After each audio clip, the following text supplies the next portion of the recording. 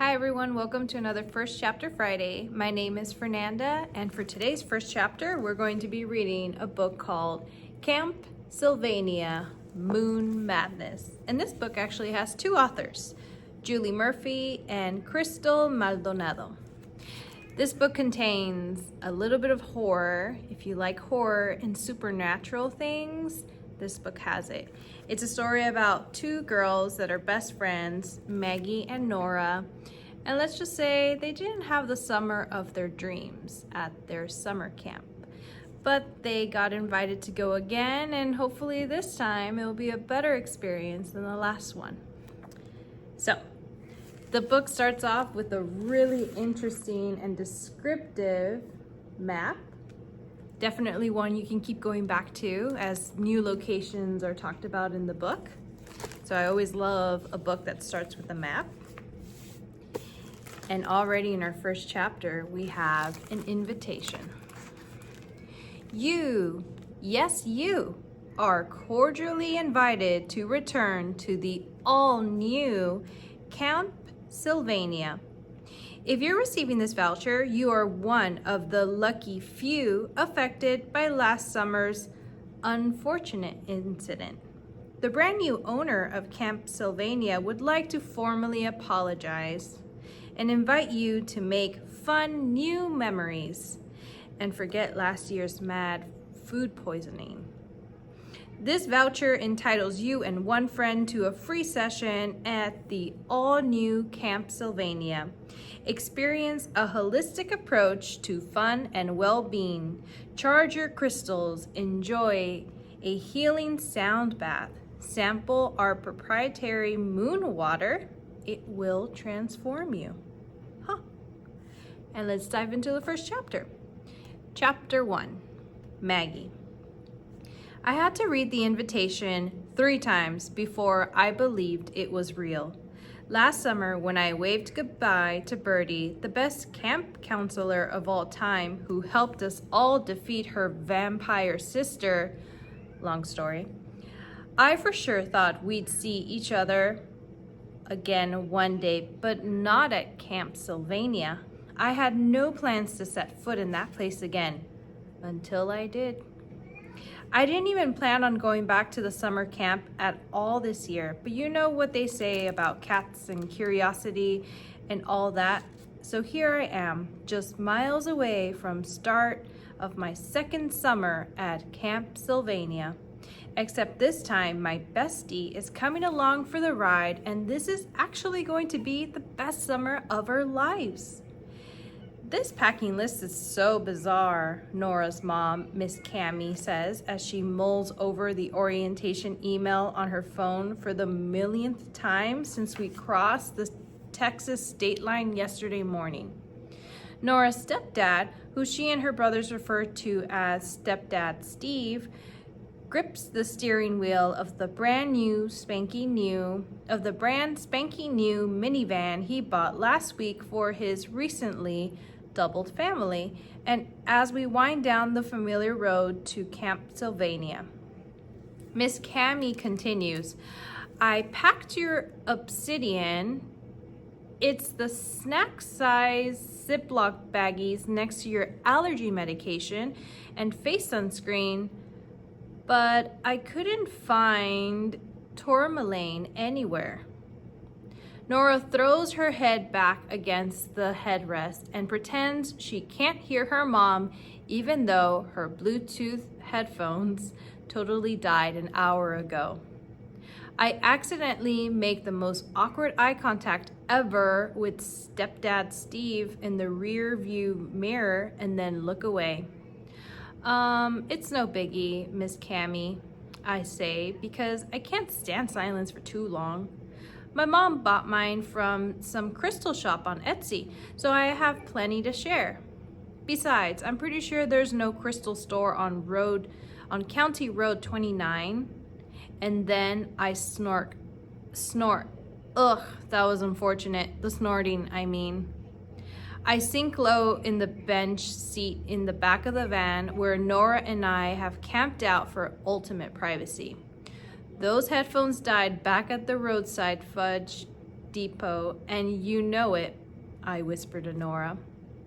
She slumps down beside me and pulls her glossy pink headphones down around her neck.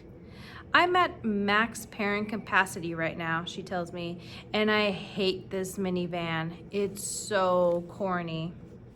I cringe. I saw that stepdad Steve even put one of those stick figure bumper sticks on the back with the whole family. She rolls her eyes and lets out a helpless whimper.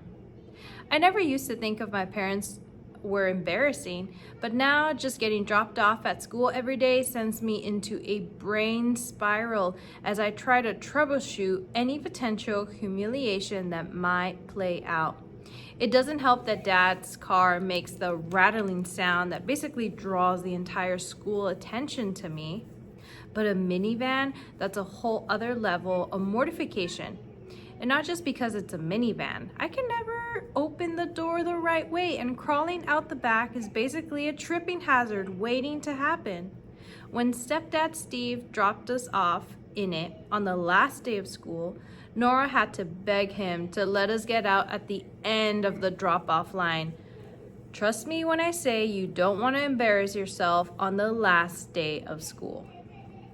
It's all anyone talks about for the whole summer, and on the first day back, you're the butt of every joke until the next poor kid embarrasses themselves. Hey, you were talking in your sleep last night, Nora says. Something about electromagnetics? My EFR reader, aka electromagnetic field reader, the ghost hunting device I got with my birthday money. I had a nightmare that I left it at home. I swipe a hand across my forehead. That really just ruined the whole summer, to be honest.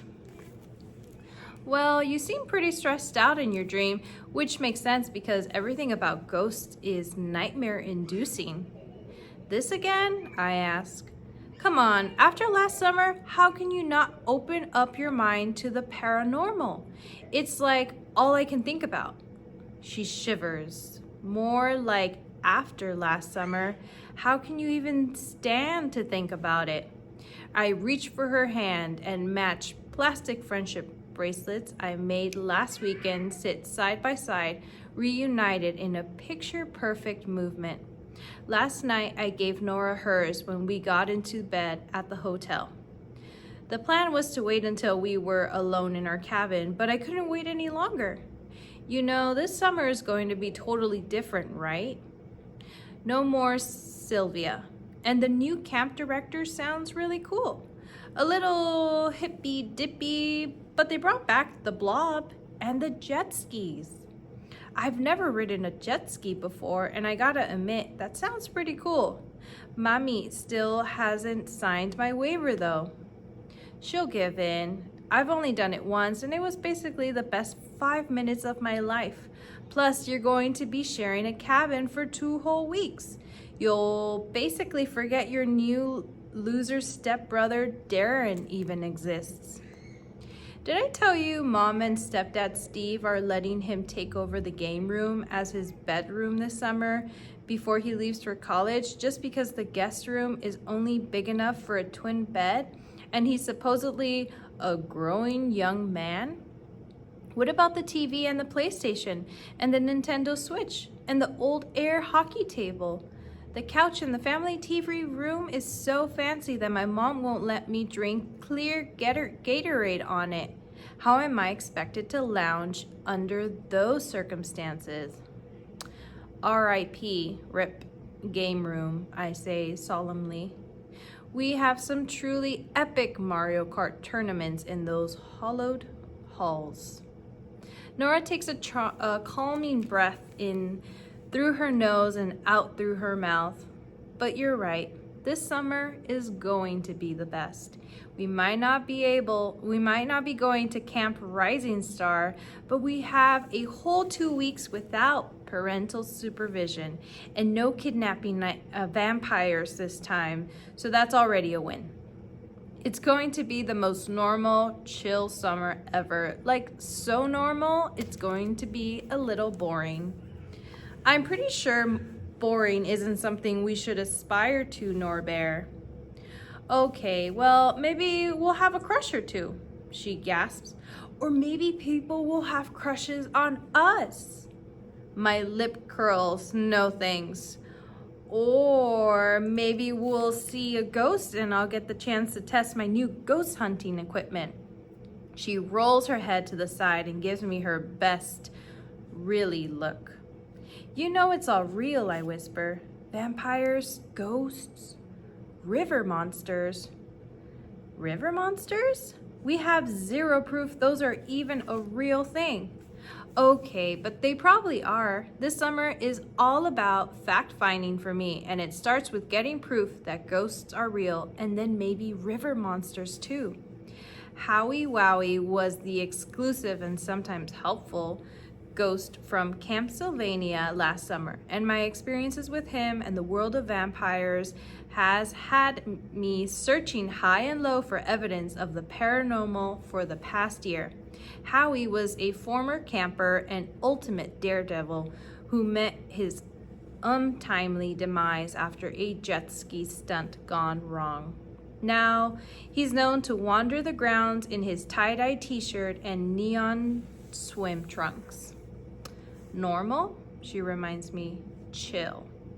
Totally, I say. I hope the outfits I packed are cute without trying too hard. You know what I mean?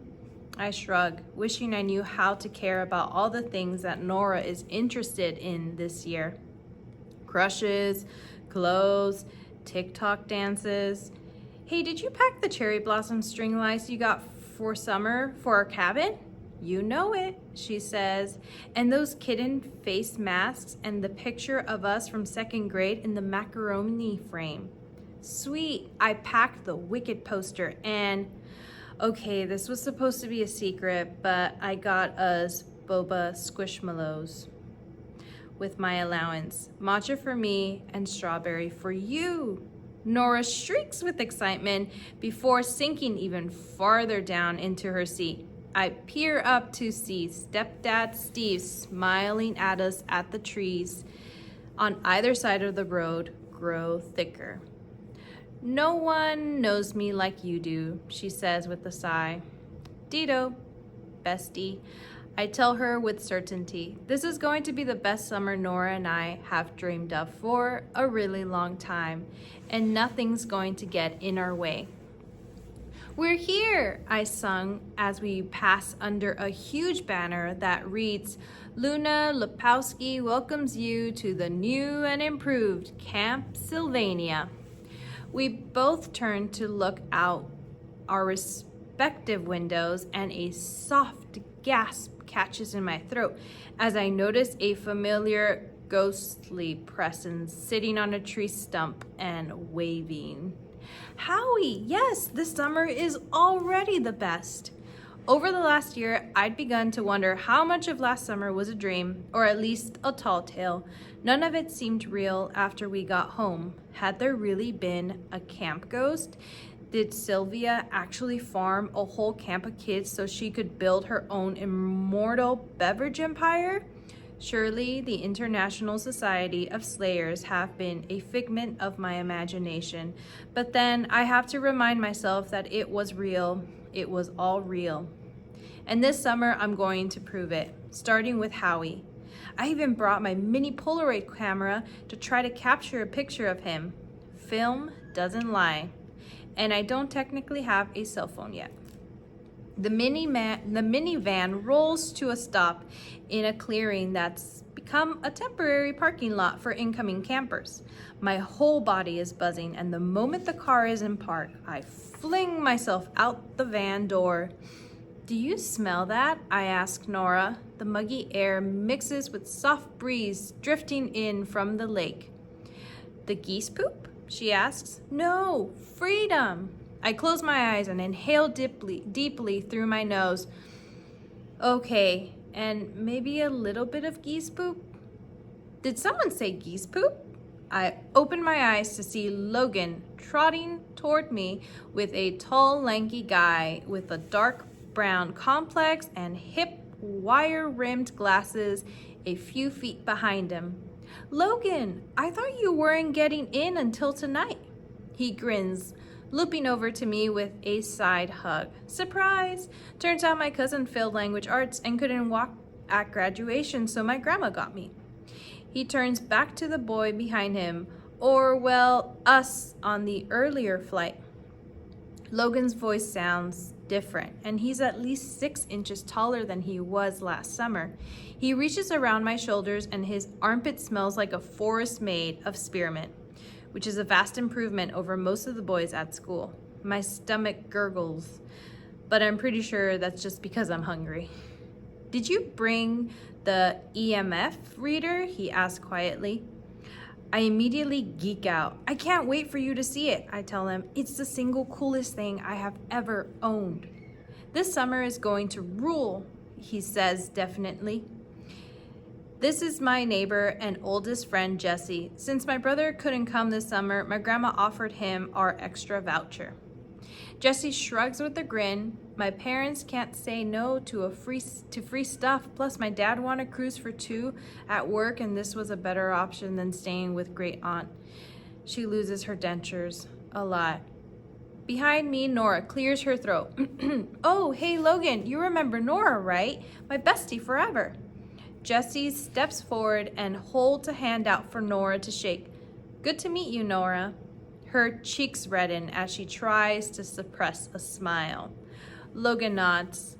Hey, Nora, last time I saw you, you were dive bombing a vampire on the set of Music Man. So epic.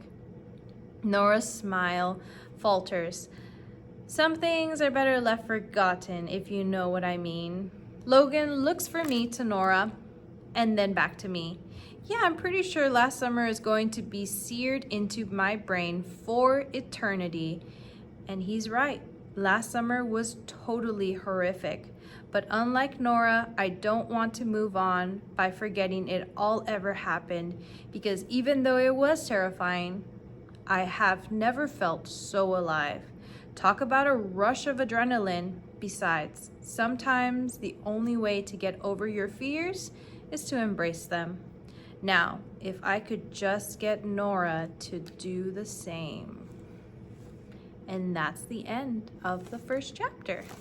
Hope you found that first chapter interesting. There's a lot of dialogue in here, and I love the collection of characters that this book has. So if you're interested in checking out this book, feel free to look for it on our catalog, and if not, stop by the library and ask a librarian. Until the next First Chapter Friday, I'll see you guys then.